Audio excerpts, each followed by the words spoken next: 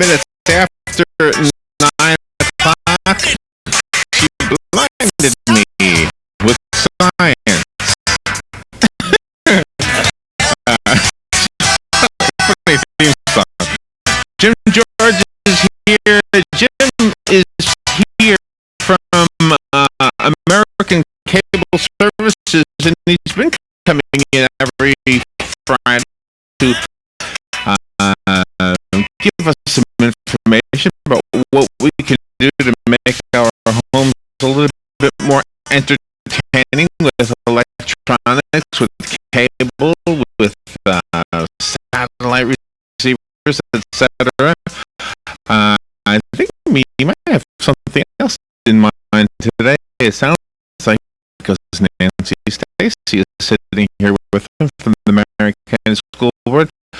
So good morning, Nancy. How you both doing? Good morning. Good morning. Good to see you. What you got in mind today? Well, after hearing a bunch of the call-ins that have been coming, I figured maybe it would be opportune time to invite a school board member on and let you and the audience have a chance to ask about some of the questions that have been arising recently. Okay. So you're tossing it to me. I am. I'm talking to the audience, actually. I know there are a few out there, without naming them all, that will gladly call in. Well, Nancy, thank you for coming in. It's very nice. I'll tell you something right off the bat that I thought when this whole thing came crashing down about the layoffs.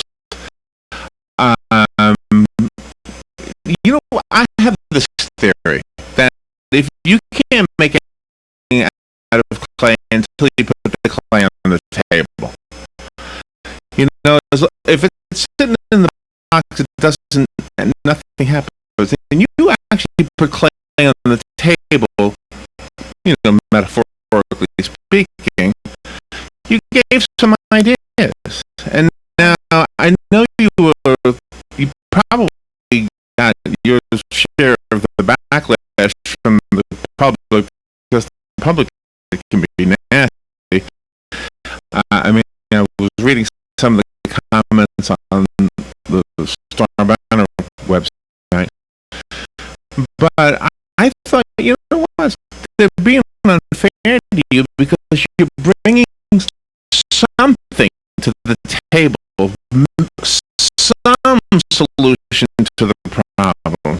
So I think that was awesome, and I don't think you got a very fair shake from the public at large, at least the people who responded online, and not all of them. Some were positive. So.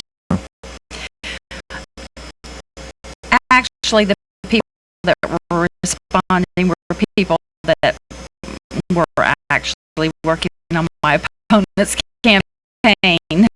So that happens to you. Therefore, and some of the teachers union people that really did not support me. I was not supported by either union.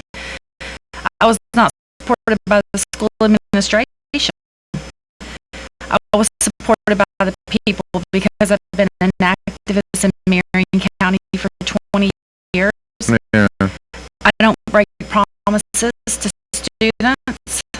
I promise that every decision I made would start with the classroom. I support teachers. I do not support unions. In my world, teachers wouldn't need a union because I believe they are the meat and potatoes of our school system, and somehow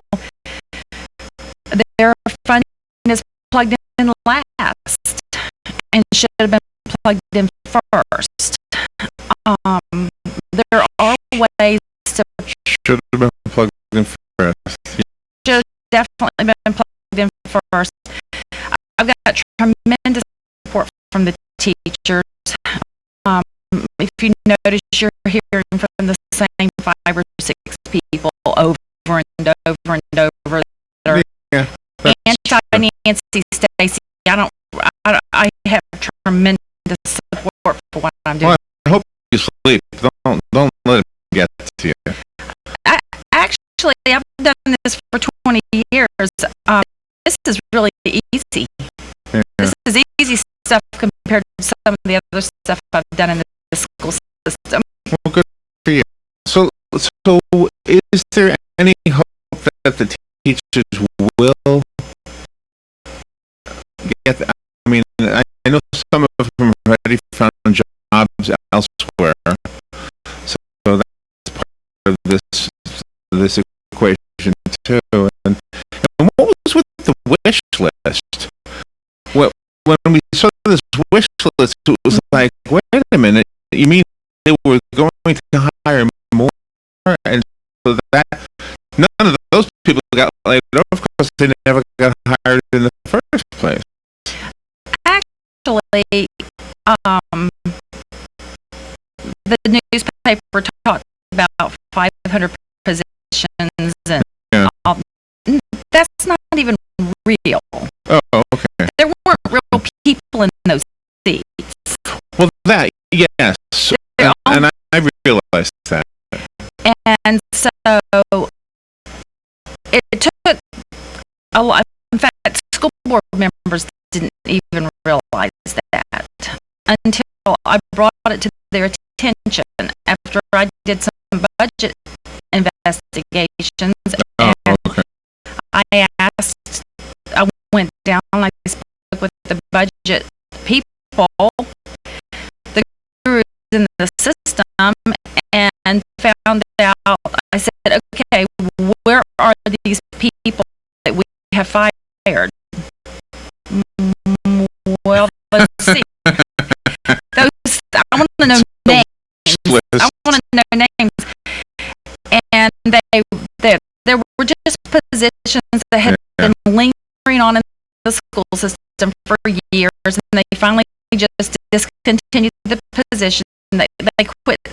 They stopped the funding and stopped supporting the position. And actually, only people in our system that were fired were teachers and paras. There were absolutely no other people fired. Teachers what? Oh, Teachers and paraprofessionals. Paraprofessionals. The only ones that have total student contact throughout the day were the only ones that were fired. Does that make sense? If you were starting a radio business, wouldn't you think the first person you'd need would be the radio announcer? Yeah. And your sponsor, maybe. Right. But, oh no. In the school system, the first thing we need is a principal, administrators, custodians. Do we have too many principals? Are there like every once in a while you'll see assistant principal, assistant principal, or maybe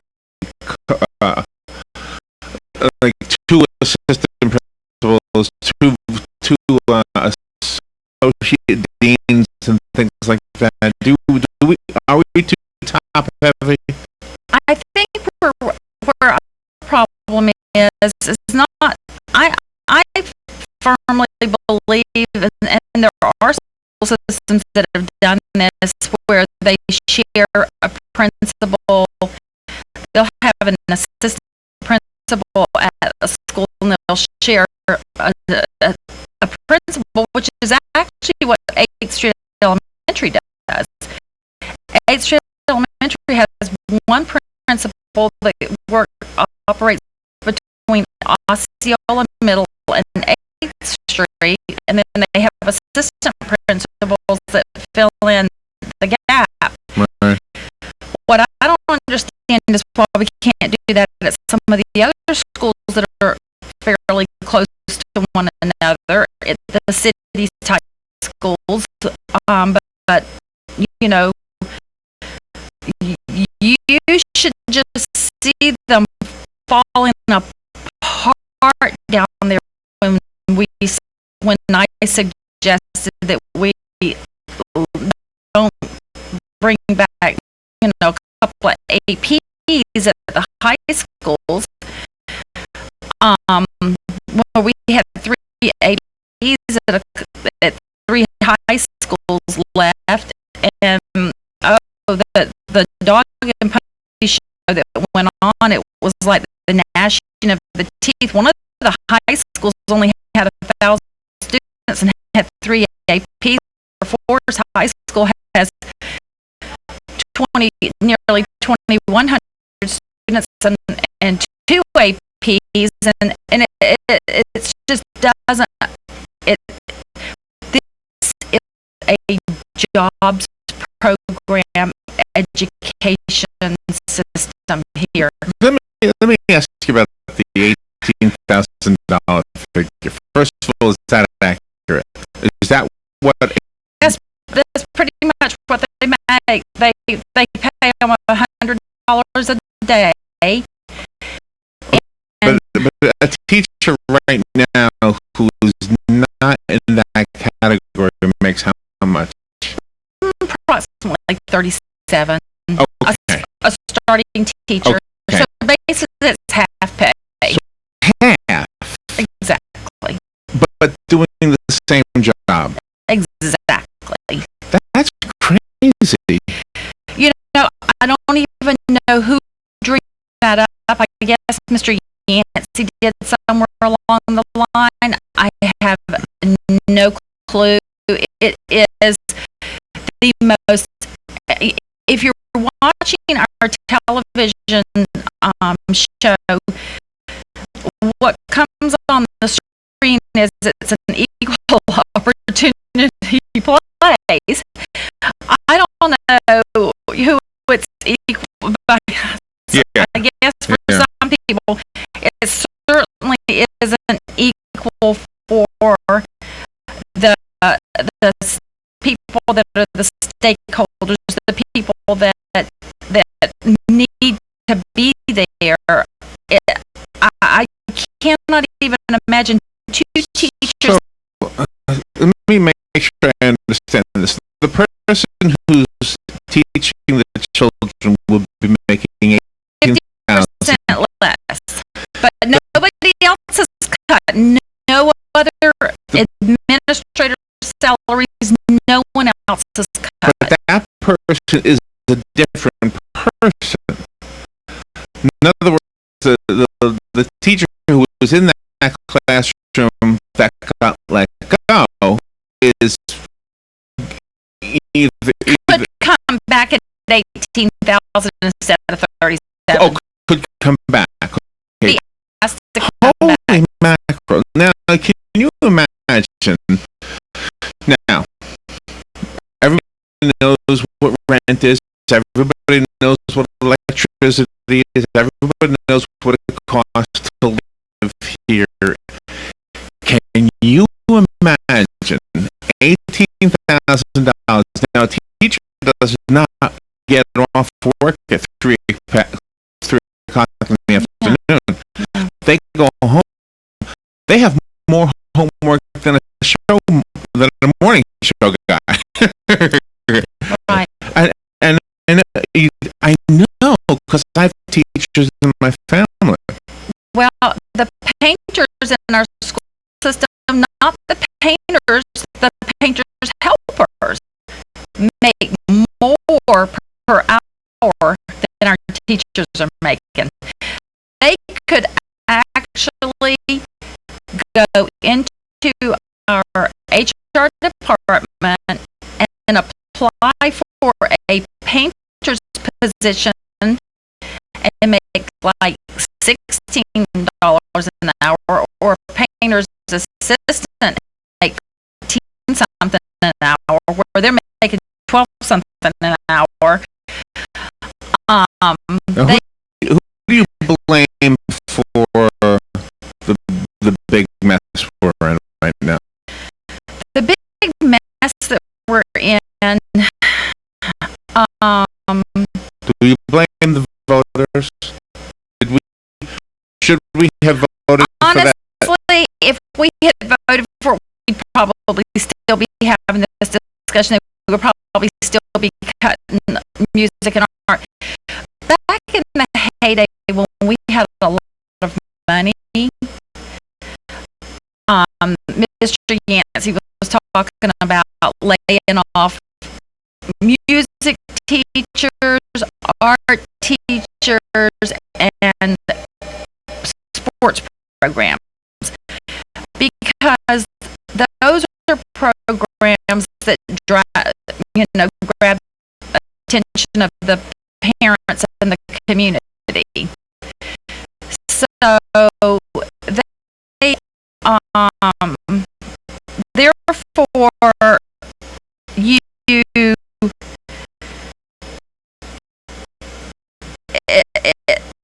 they don't ever say we're going to lay off principals or we're going to lay off administrators, because the public wouldn't cry. I don't honestly think they even know how much they need. They know that they just want. I don't think they have a budget that they don't even think they even know what they need. Okay, questions are starting to come in. This is Jim George's show, and Jim has invited you to be on his show, which is normally a way different topic. Right. Except for the fact that the school board has a TV show. And you have nice chairs, by the way. Right.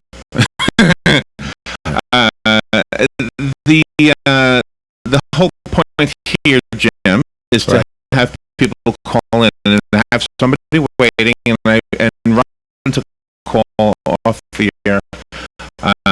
So we'll address them. So are we ready to jump in? We're ready. Jump into, okay. Let me just go to the phone first, and then I'll read the one that Robin handed me. Let's go to the phone. Thank you for waiting. You're on the air. Nancy Stacy is here. Good morning. Good morning, Stacy. This is deja vu all over again. This happened when we had Governor Christ, I believe, was in his last year. He went up to Washington and he came back with a bucket full of money, and the school board turned around and go, when happy days are here again. And it seemed we went from one federally funded period to the next, and all of a sudden we're not getting the Marion County School Board isn't getting that fistful of dollars that they've gotten so used to. Wasn't the original plan bailed out so that they could come up with a viable budget that would be more realistic?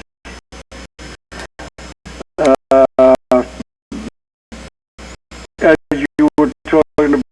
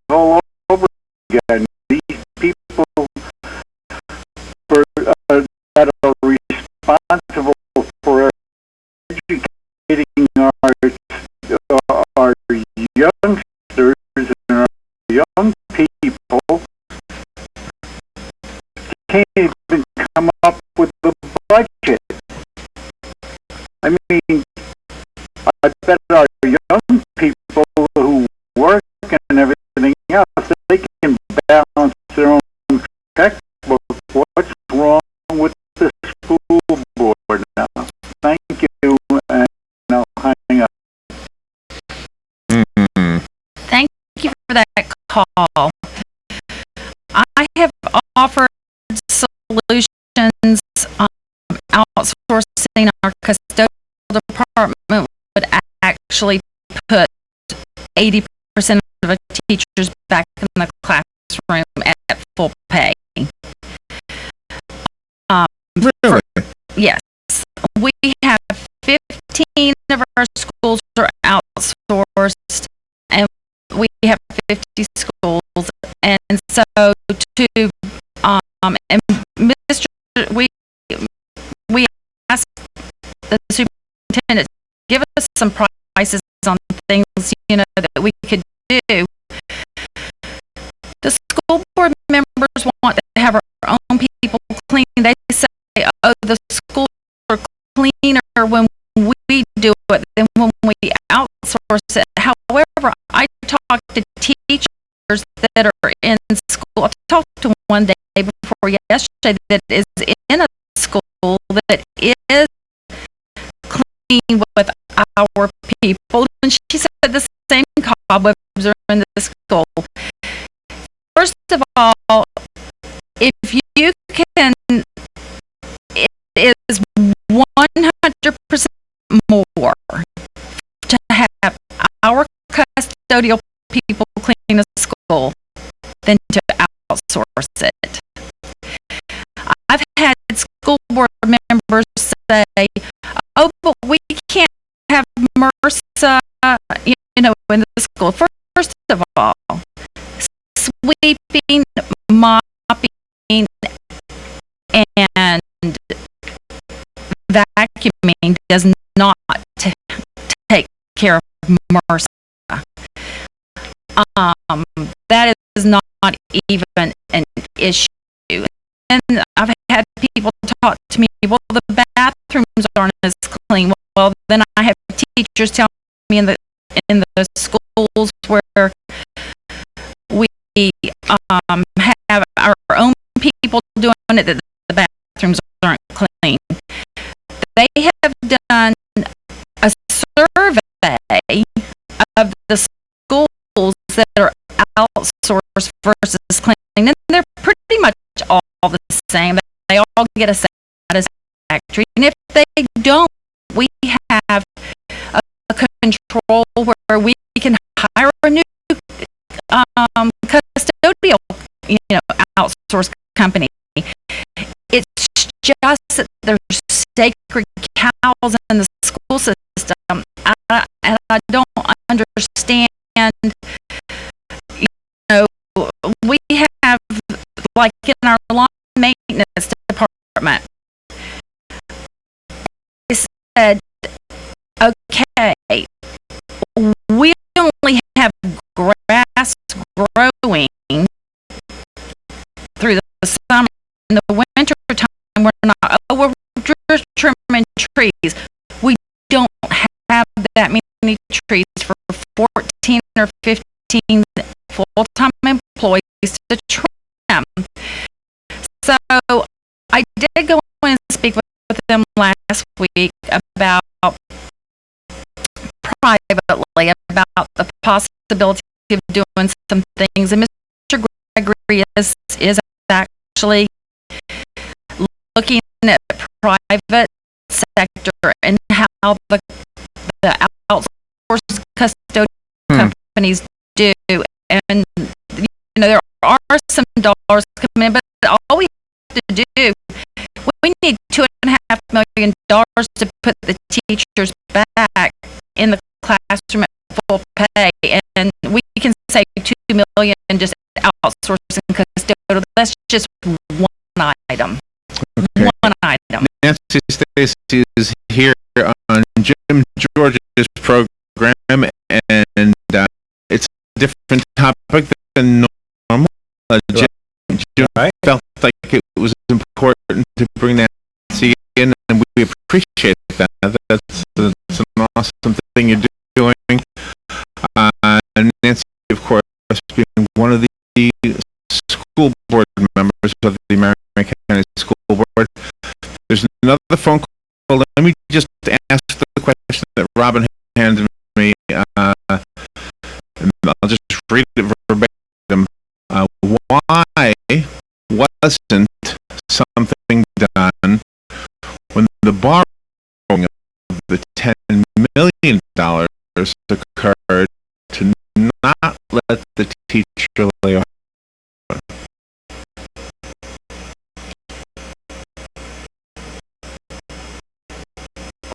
And the only reason that we were saved in the past was the stimulus dollars, and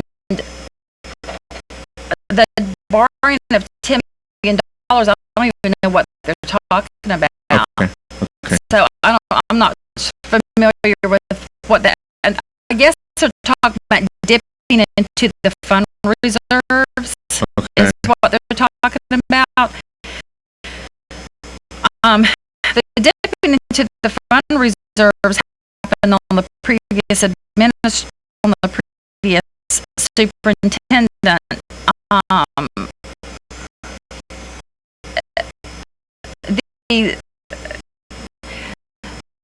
This sky is falling. There's things that we can do.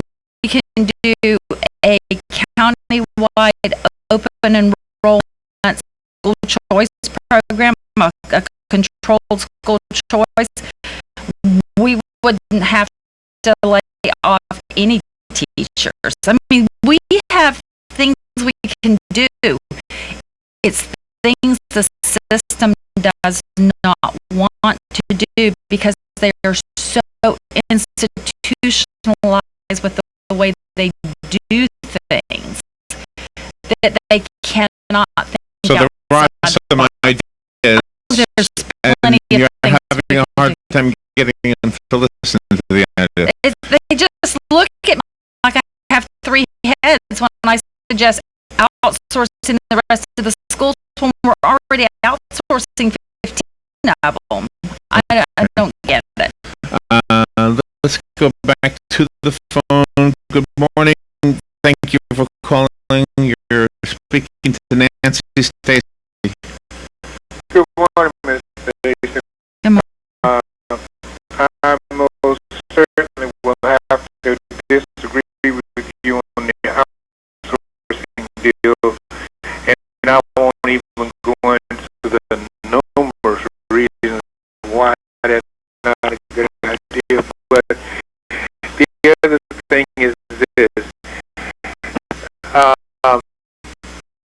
Quite frankly, what has happened in the past is when a number of people that are running for school superintendent, school board, did all of the things that people wanted to hear, all of the feel-good things, and it's not really getting into the guts issues.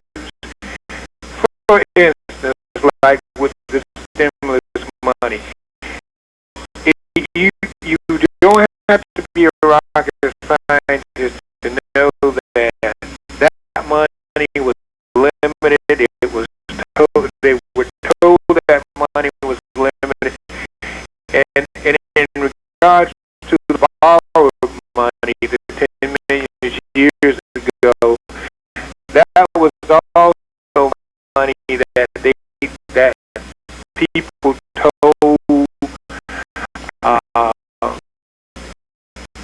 members of the system that, hey, you know, these monies that we're no longer have in the future. So, quite frankly, you cannot continue to tell people that you get quality education for our kids by providing inferior services, whether it be janitorial, whether it be in the teachers, whether it be administratively. That's one reason why the tax issue didn't pass, because the candidates and politicians and school board members did adequately in a professional, physical, responsible way explain to the voters why this was needed. I would argue, and I think many of the people would argue in this community, people don't mind paying for things when they know what they're paying for, but you cannot continue to tell the public that you can get something for nothing. And I would argue that that's what many of the school board members do, as well as the superintendent when they run for office. They don't tackle the gut issue. There are a number of issues and things that can be done. Not the only one faced with this problem. What happened when they attend all of these county-wide, statewide school board meetings and interact with other school board members and other superintendents? Are they there to listen, or is it just a vacation day? I'll hang up, and but I certainly think that the school board to belly up and look at some of the other things and tackle it, not by laying off people, and certainly not by outsourcing janitorial services, because that's just picking on the blue collar worker again. Thank you very much, and have a good day. All right. First of all, I don't believe that the taxpayers send anyone to public office to protect any sacred cows, except the very ones that are there to provide the service. We're in the business of education. I don't care what anyone says, that is our business. We are not in the business of school cleaning. We are not in the business of trimming trees. There are people that can do it better and more efficiently, and someone would get a job if it was outsourced. When the teachers tell me that three people in maintenance show up to change a doorknob, and then they forget the screwdriver, and all have to go back to get the screwdriver, and changing a doorknob becomes a job for three people that takes all day. That is total mismanagement. And until those stories stop, I don't believe this community is going to give anyone a tax increase. When we have disparity between our teacher's salary and our administrative salary that is dramatic. I don't think the people in private sector are interested in a tax increase. When we are paying, when we go into the newspaper and we absolutely, a little truth helps all lies go down in government. When they go in the paper and they start talking about positions cut, that is true. They did cut positions, but there was no one sitting in those positions, and some of them were funded and some of them weren't funded. Some of them they had already pulled the funding from, and some were still being funded. The dollars that are left over from that funding will show up in our fund balance at the end of this, well, right now. It'll show up at the end of this month, but accounting will not have that figure until probably the 1st of September, completely with all the bills paid, to see how we how the accrual. But there is a number of teachers that are laid off, right? There's a number, and that's all they laid off were the teachers and the paras. This is a huge, it's just the big lie. In fact, at the school board meeting the other night, there was a dog and pony show going on about, well, Miss Stacy, the budget and the staffing plan. We went back and forth, and finally I just let them sit there and talk, and finally I said, when they all got through with their little jig, let me ask you this question.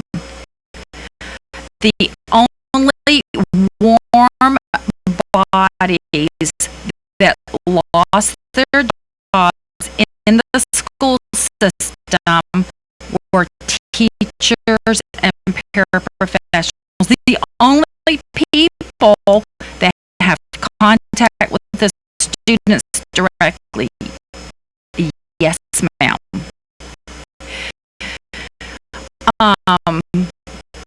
People and even school board members did not realize that until I put it to the superintendent in those questions. In fact, Mr.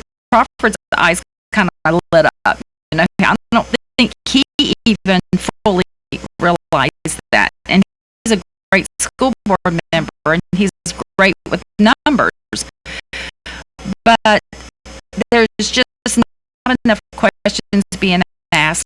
And as long as we're leaving money on the table for every business to be funded, except, do you know, they haven't really we were at a budget meeting, and in April, I guess it was, or maybe it was March, but anyway, a staffing meeting. I asked why we needed this certain number of plumbers, and they said, oh, well, we need them. And finally I said, why do we need this many plumbers and plumber helpers for this? And the facilities director said to me, well, we've just always done it that way. I said, thank you for that answer. That is true. That was on Tuesday. 48 hours later, we come back to the rest of the staffing meeting, and the facilities director said, I have good news. We have one that plumber. I believe it was a plumber. I don't think it was the air conditioner man. I think it was a plumber. He just resigned, and yesterday. And so, just out of curiosity, instead of, I just went ahead and kind of played along, and I said, "Oh, so I guess we're going to be looking for a new one for that position." I think it was plumbing, as I recall. Might have been painting. I think it was plumbing. And they said, "Oh no, we're not going to replace the position because now that he's, now that we have one out through attrition, we're lowering that department." I said, "Let me get this right. 48 hours ago, he was necessary in the funding plan. Do you realize that position pays like $37,000, $38,000 a year because he on his own voluntarily resigned. Right. We aren't going to replace him. That was a teacher's salary. That's the same thing we're paying a teacher. So because he voluntarily resigned, we aren't replacing him. It is amazing how we needed him desperately in the staffing plan 48 hours earlier. Now, Thursday morning, we don't need him. This is the kind of stuff that the people are fed up with. Why is there not enough money in the first place? I don't. I mean, I don't. I'm with the last caller. Those kind of stories just like that, and I do believe that we're going to need funding. I do believe that. I am not ready yet to go out and help them get a tax increase. First of all, I don't believe that people who do not own property should be able to vote. People who do, the 35% who don't own property, I don't believe should be able to vote the 65% who do own property at tax. What I am interested in doing is right now, like the sales tax dollars, at least the sales tax, everybody that votes for it, everybody pays.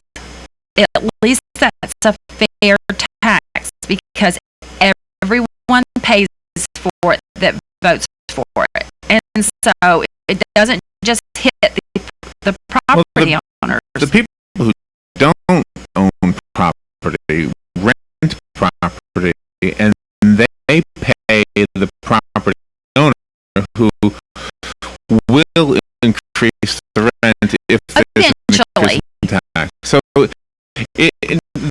to say that a renter isn't contributing to, you know what I mean?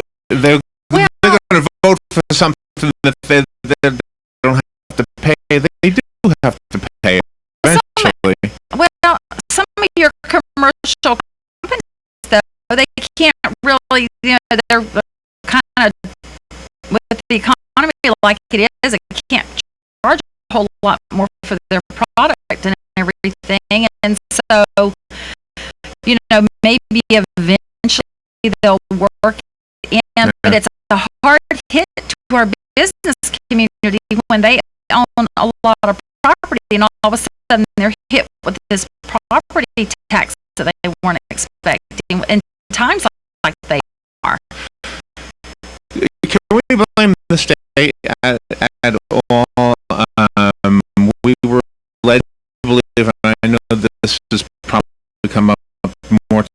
and you lottery. the lottery. And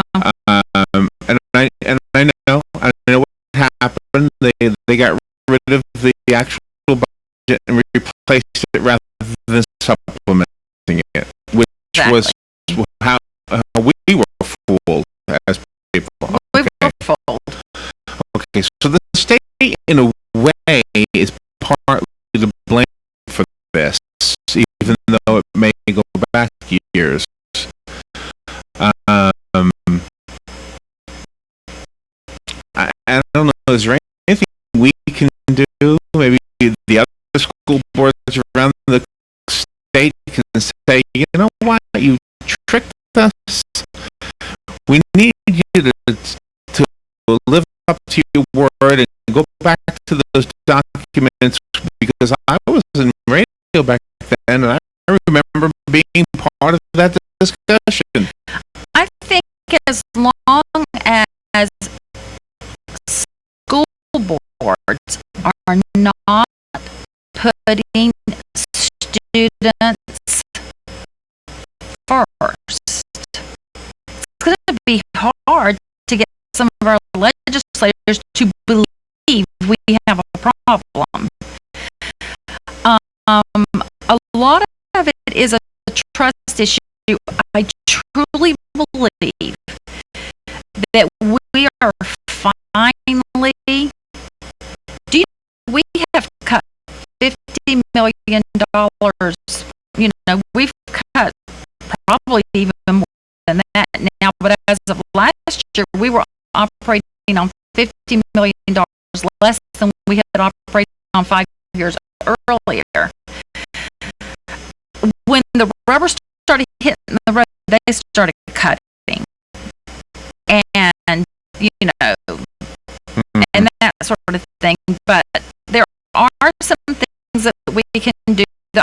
The legislature has given us an option to do open enrollment school choice and get around the class size amendment by a few students per classroom, and we are not even entertaining that idea. And so they're giving us ways to save money. That would help, yeah. But we're not taking hold of it. We just want the taxpayers to fund us so that we can continue doing business as usual, status quo. Well, that's probably a fair thing. Yeah, I don't disagree with that. Well, thank you for coming in, Jim. Thank you for sacrificing your time so that Nancy could speak. Thank you for coming in, Nancy.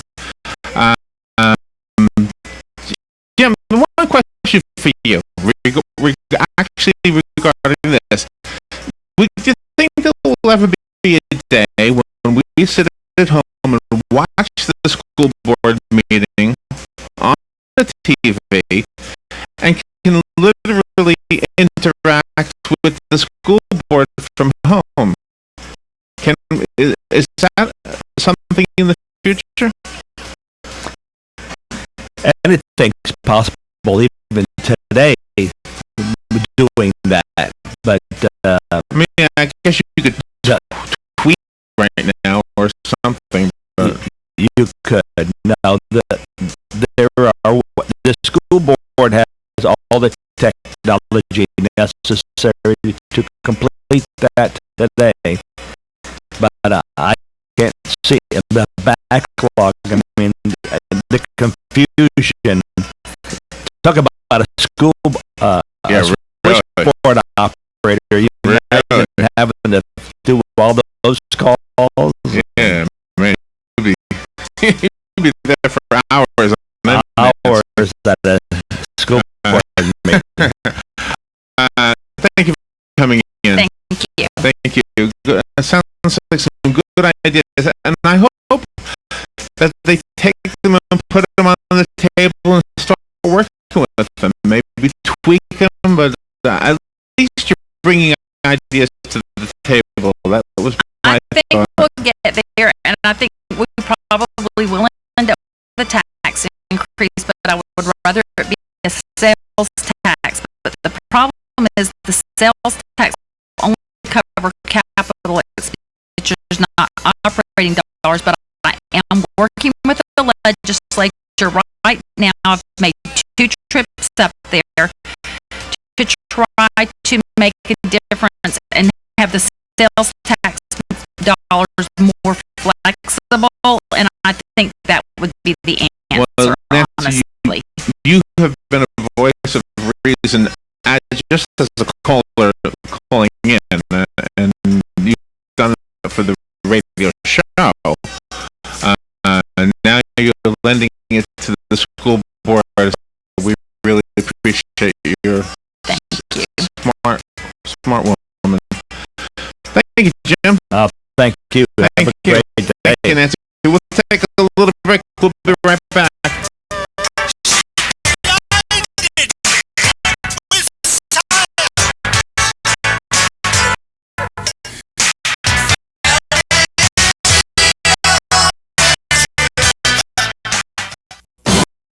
Ocala's information station, 1370 WOCA.